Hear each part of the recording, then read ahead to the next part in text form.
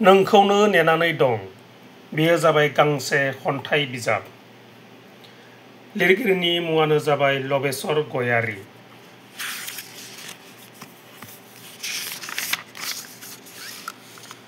बे बिजाबनि दिहुनगिरि 50 बोसोर सनाथि मायथाइ फालिथाय लोगोसे 24थि बोसोरसालिया जथुमा खोला बिजनी दखरा दुलाराय बर' फरायसा आफाद 9थि बोसोरारि जथुमा सावदुरफिथा गुदि बर' थुनलाइ आफाद थावनि खौसेथि फोथार सावदुरफिथा गासै मोनथाय लिरगिरि बिखं सानस्रि लिरगिरि बेसेन 125 रां।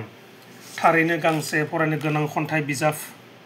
बे खन्थाइ बिजाबखौ आं फरायनानै जोबोद मोजां मोनदों।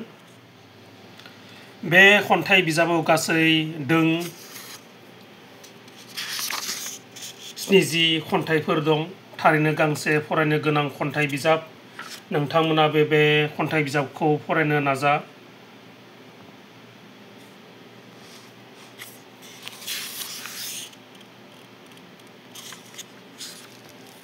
फिन बुंफिनदों दि नोंखौनो नेनानै दं बेयो जाबाय गांसे खन्थाइ बिजाब आरो लिरगिरिनि मुङानो जाबाय लबेसर गयारी। नोंथांमोना बे बिजाबखौ दासिम फरायाखैब्ला फरायनो नाजा। गांसे फरायनो गोनां खन्थाइ बिजाब।